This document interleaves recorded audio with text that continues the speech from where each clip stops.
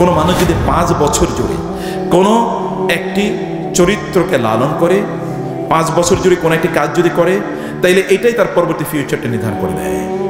Just you do it for 5 years, 5 বছর কেবল অব্যাহতভাবে কাজটি করে যান, and you see the results. যাই করেন না কেন, do something productive, don't waste your time. সময়কে নষ্ট করে দেবেন না। সময় খুবই গুরুত্বপূর্ণ। সময় লাইফ, টাইম খুবই গুরুত্বপূর্ণ। ওয়াল আসর, আল্লাহ সময়ের শপথ করে বলেছেন। মানে কি? মানুষ সময় সবচেয়ে কম মূল্য দেয়। আপনি জানেন রিচ পিপল বাই টাইম। সবচেয়ে যারা মানে যারা ধনী মানে হচ্ছে, আপনি জানতো বাংলাদেশের সবচেয়ে ধনী লোকের কাছে জানতো বলে আমি আপনার সাথে 5 মিনিট কথা বলবো, দেখেন তো সময় দেয় কিনা, সময় দেয় কিনা? তার কাছে সময় নাই, কারণ তারা জানে সময়ের কত মূল্য। Just invest your time for your আপলিফটমেন্ট, for your development, for your future, here and here after. আপনার নিজের উন্নয়নের জন্য সময়টাকে ব্যয় করেন, এবং আজকে থেকে সিদ্ধান্ত নেন আপনি সময়টাকে ব্যয় করবেন। ইল্লাল্লাযীনা আমানু ওয়া আমিলুস সালিহাতি, নিজের উন্নয়নের জন্য, ওয়া তাওয়াসাউ বিল হক ওয়া তাওয়াসাউ বিস সবর, মানুষের উন্নয়নের জন্য। দুটো পার্ট। শয়তানের সবচেয়ে বড় চ্যালেঞ্জ কি জানেন? শয়তান আপনার সময়গুলোকে ধ্বংস করে দেবে। এটা শয়তানের সবচেয়ে বড় চ্যালেঞ্জ। শয়তান জানে আপনাকে আল্লাহ তাআলা এমন প্রোডাক্টিভিটি, এমন শক্তি দিয়েছেন, এমন শক্তি দিয়েছেন, কুল্লু ইয়ামালু আলা শাকিলাতিহি, আল্লাহ আপনাকে এমন একটা শাকিলা দিয়েছেন, এই যদি আপনি কেবল একটু কনসেন্ট্রেটেড হন, তাইলে আপনি এত বিস্ময়কর কাজ করতে পারবেন যেটা আনইমাজিনেবল, আপনি কখনো চিন্তাই করেননি। এমন কাজ আপনি করতে পারেন ইফ ইউ জাস্ট কনসেন্ট্রেট। এই কারণে প্রোডাক্টিভিটি থিওরি হলো 3টি। একটা হচ্ছে কি focus, energy, time. Focus, energy, time. আপনি কনসেন্ট্রেটেড, আপনি কি করতে চান এটি আপনি একেবারে ডিফাইন্ড, ঠিক করে নিয়েছেন, আপনি এই কাজটি করবেন। এবং এটা বন্ধের জন্য বলছি, সিদ্ধান্ত নেন যে আপনি কি করতে চান, আপনি কি হতে চান। ডিফাইন ইট, রেখুন, লিখে রাখুন, এবং আপনার টেবিলের সামনে এটাকে লিখে রাখুন। প্রতিদিন এটা পড়ুন কয়েকবার, সকাল সন্ধ্যা, ঘুমের আগে, ঘুম থেকে উঠে এটা দিকে তাকান, আমি এটা হতে চাই, এটা হতে চাই। 1 মাস করে দেখেন আপনার মধ্যে কে স্পিরিট ডেভেলপ করে, এবং আপনার কি গতি, স্পিড ডেভেলপ করে। দেখেন আপনার কাজের কি গতি। আপনি বাংলা ডিপার্টমেন্টে পড়েন, দেখে সমস্যা কি? আপনি বাংলার শ্রেষ্ঠতম একজন সাহিত্যিক হন না, সবচেয়ে সুন্দর বাংলা ভাষায় আপনি কথা বলতে পারবেন। You just earn this degree. এখন আমরা তো বাংলা বলতেই পারি না, বাংলা এবং ইংরেজি মিশ্রিত, কিছু বাংলা কিছু ইংরেজি। বাংলাও ভালো না, ইংরেজিও ভালো না, কিছুই ভালো না। So what is your speciality, what is your quality? আপনার নিজের স্পেশালিটি কি, আপনার নিজের কোয়ালিটি কি? আপনি এমন একটা গুণ নিজের ব্যাপারে বলতে হবে যে গুণ দিয়ে আপনি specialized and you are identified. আপনার এই গুণটার কারণে আপনি পরিচিত, লোকের আপনাকে জানে যে তিনি এইরকম। যেমন আপনার নবীকে লোকেরা জানতেন ট্রাস্টওয়ার্দি, ট্রুথফুল, পরম সত্যবাদী, পরম বিশ্বস্ত। তিনি জানতেন, লোকেরা জানতো ইনি কোনোদিন ঠকাবেন না। Muhammad will never cheat, will never hurt, will never mistreat. লোকেরা জানতো সাল্লাল্লাহু আলাইহি ওয়াসাল্লাম। তাই এমন একটা জিনিস আপনার জন্য করেন, ঘুমিয়ে থাকেন না please. This is not time for sleep. এটা ঘুমের সময় না। এখন যৌবন যার, যুদ্ধে যাবার তার শ্রেষ্ঠতম সময়। তো যুদ্ধ কি? ওয়াল্লাযীনা জাহাদু ফীনা লানাহদিয়ান্নাহুম সুবুলানা। চেষ্টা করে দেখেন, আল্লাহ আপনাকে পথ দেখাবেনই দেখাবেন। আল্লাহ আপনাকে আপনি বলেন আপনি বাংলাদেশের 100তম ব্যবসায়ীর মধ্যে একজন হতে চান, তাহলে আপনি এখন স্টার্ট ফ্রম স্ক্র্যাচ, এখন থেকে শুরু করেন। চকলেট দিয়ে শুরু করেন, বাদাম দিয়ে শুরু করেন। আপনি দেখেন এরকম মোটিভেশন তো শয়তান সবচেয়ে বড় মোটিভেশনাল স্পিকার। আমি এই কারণে মোটিভেশনের কথা আপনাদের বলছেন, আমি real citing from the Quran the Sunnah.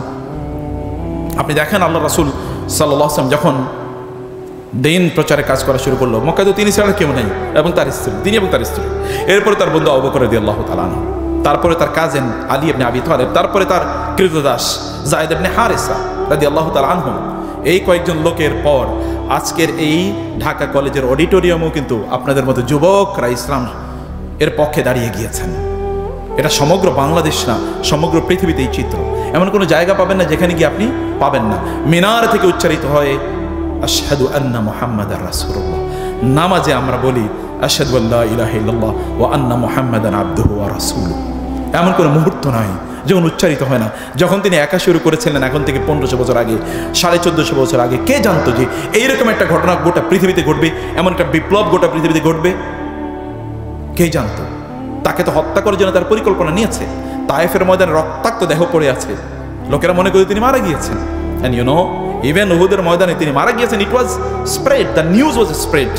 And everyone, even Abu Bakr, Omar রাদিয়াল্লাহু তাআলা আনহুম, তারাও পর্যন্ত বিশ্বাস করেছে Muhammad is already martyred in the battle field. রাসূল সাল্লাল্লাহু আলাইহি ওয়াসাল্লাম অলরেডি মারা গিয়েছেন, শাহাদাত বরণ করেছেন।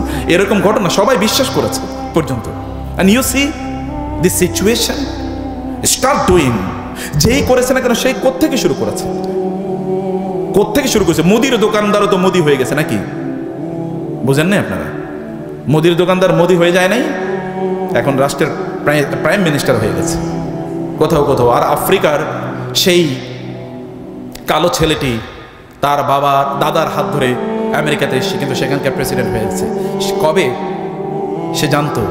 তার দাদা যখন এখানে স্লেভ আকারে আসে তখন তো আর জানতো না যেখানকার তাদেরই অধস্থ একটা নাতি পরবর্তী প্রেসিডেন্ট হবে, Barack Hossain Obama within bracket. কিন্তু আমেরিকান কন্টিনেন্টে যেহেতু হোসাইন রাখা যায় না বলা হয়, যাই হোক না কেন আমি জানি না তার বাস্তবতা কি। তিনি নিজেই বলেছেন তিনি ইসলাম প্র্যাকটিস করেন না, তার মুসলিমরা, কিন্তু তার পূর্বপুরুষরা ছিল। আমি সে কথা বলছি, আমি বলছি যে you can do, you can become, no problem. আমি ওদের কথা বলছি না, আমি অন্যদের কথা বলছি, অন্যদের কথা বলছি। দাউদ আলাইহিস সালাতু ওয়াস সালাম জালিম জালুতের বিরুদ্ধে যুদ্ধ করতে গিয়েছেন, একটা কেবল পাথর হাতে নিয়েছেন। জালিম জালুতের বিরুদ্ধে তিনি পাথরটা ছুঁড়ে মারলেন, এত টার্গেট মতো তিনি এই পাথরটা ছুঁড়ে মারলেন যে ওই জালিম ধরাশায়ী হয়ে গেল। যেহেতু জালিম অর্থাৎ বাদশাহ বা প্রধানমন্ত্রী যদি পালিয়ে চলে যায় তাইলে আর থাকে কি? আর বাকিরা তো পালাতেই হবে নাকি? অতএব তখন সব পালিয়ে চলে গেছে, যুদ্ধের ময়দান সারিয়া সব পালিয়ে চলে গেছে। এই যদি পরিস্থিতি হয়, এরপরেই দাউদ আলাইহিস সালামকে মানে সমাজের লোকেরা এই তো আমাদের রিয়েল লিডার, এবং he has then become the prophet of the nation. এমন নবী হয়েছেন, তিনি যদি পাথরের মানে লোহার উপর হাত দিতেন তাহলে লোহা গলে যেত। এখন তো আপনাকে কি বিশাল ওই যে রোলিং মেলে লোহা নেওয়া লাগে এগুলোকে গলানোর জন্য, তিনি লোহার উপর হাত দিলে লোহা গলে যেত। আল্লাহ সুবহানাহু আলান্না লাহুল হাদিদ এবং ওয়াত-তায়রু মাহশুরা কুল্লুন লাহু আওয়াব। যখন তিনি তার উপর নাজিল হয়েছে জাবুর যখন তিনি পাঠ করতেন তখন মাছগুলো সমুদ্রের কিনারে চলে আসতো, পাখিগুলো এরকম ঝাঁক ধরে থাকতো তার জাবুর শোনার জন্য। Young man, unknown in the society, সমাজে কেউ চিনত না, হঠাৎ করে তার আবির্ভাব হয়েছে। তা আপনারা তো এই বয়সে আছে, আপনারা কেন একজন খালেদ হবেন না? কেন হবেন না? আপনার সেই শক্তি কি নাই? তাহলে আগ্রহটা এখানে নাই, অথবা ডেস্টিনেশন আপনাদের কাছে ক্লিয়ার না, আপনাদের কাছে মূল গন্তব্য স্পষ্ট না। গন্তব্যের কথা আমাদেরকে কেউ বলে না, আমাদেরকে কেউ জানায় না, শোনায় না যে আমি কি করব, কি হতে চাই, হওয়া দরকার কি, সেই স্বপ্নগুলো আমাদেরকে দেখায় না কেউ। খুবই আনফর্চুনেটলি আমরা ভিন্ন একটা গ্রহে বসবাস করছি। ভাইয়েরা, আমার ছোট ভাইয়েরা, তোমরা আমার ছাত্র, আমার ছাত্র একজন ইউনিভার্সিটির প্রফেসর, কোথাও কোথাও তার ভাইস চ্যান্সেলর হয়ে গেছে। যদিও আমি একেবারে যখন আমি শিক্ষকতা শুরু করি তখন আমার ছাত্ররাও আমাকে এসে মাঝে মাঝে তুমি করে বলতো, মনে করতো যে মনে হচ্ছে যেন উনি তো আমাদেরই এখানকার একজন। তুমি কোন ক্লাসে পড়ো, কোন সেমিস্টারে পড়ো? তো আমি বলছি যে আপনাদেরকে, আপনারা অনুগ্রহ করে, আপনাদেরকে সম্মান করছি, আমি ভালোবাসি আপনাদেরকে, কারণ আপনাদের হাতে উম্মার ভবিষ্যৎ। আপনি জেগে উঠলে এই উম্মাকে কেউ দমিয়ে রাখতে পারবে না। এবং আপনাদেরকে দমিয়ে রাখার জন্য গোটা পৃথিবীর সকল আয়োজন, জানেন, আপনাদেরকে দমিয়ে রাখার জন্য আপনি যেন জেগে না ওঠেন, এই কারণে সকল আয়োজন, গোটা পৃথিবী সব কিছু। আপনার ঘুমিয়ে থাকবেন না প্লিজ। আমাদের কবি তো এই কথা বলে গিয়েছেন, তোমার ছেলে জাগলে মাগো রাত পোহাবে তবে।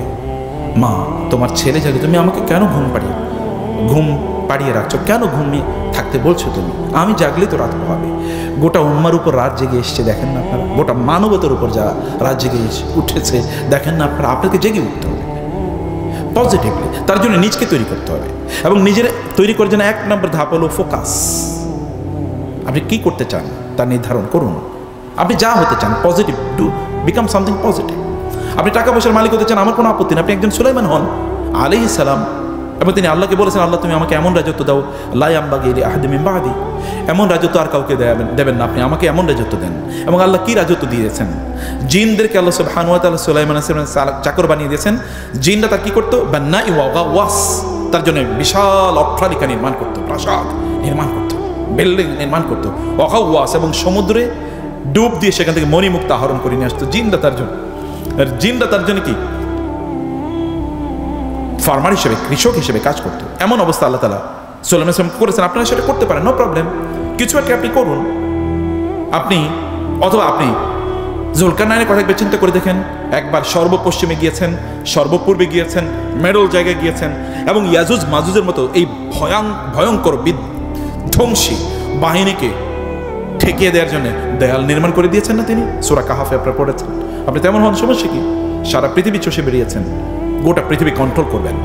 মোহাম্মদ বিন কাসেম যখন এই অঞ্চলে আসে, আপনাদের চেয়ে বয়স কম, 18 বছর বয়স। মোগল সাম্রাজ্য এর পূর্বে, মোগল সাম্রাজ্য বাবররা যখন এখানে আসে, বাবরদের বয়স কত? আচ্ছা, ইখতিয়ারউদ্দিন মোহাম্মদ বিন বখতিয়ার খিলজি যখন এই বাংলায় আসে, নদিয়াতে আসে, তার বয়স কত ছিল? আপনার বয়সী, আপনাদের বয়সী। তো আপনাদের তো এটা তো বিজয়ের বয়স, এটা তো ঘুমিয়ে কাটানোর বয়স না, এটা তো ফেসবুক দেখার বয়স না, এটা তো ইউটিউব দেখার বয়স না, এটা তো কোনো একটা মেয়েকে দেখার পর ওর দিকে তাকিয়ে এরপরে আটফেল করে পড়ে গেলেন, এর বয়স না। আপনি কেমন তা করবেন? আপনি তো তার চেয়ে অনেক ঊর্ধ্বে, অনেক বড়, অনেক কিছু, আপনার অনেক কিছু করার আছে। এই জাতির প্রতি, মায়েদের প্রতি, বাবাদের প্রতি, প্রতিষ্ঠানের প্রতি, অন্যদের প্রতি দেখান যে ইউ ক্যান ডু সামথিং, আপনি কিছু একটা করতে পারেন।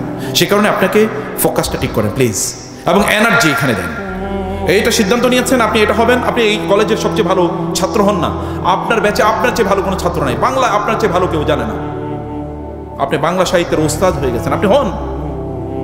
এবং আপনার টিচাররা যেন রেফার করে যে যদি বাংলা সম্পর্কে কিছু জানতে হয় তাহলে ওর কাছে যান, he is the best student in our college in this subject. আপনি হন না কেন? এটা কি হওয়া অসম্ভব?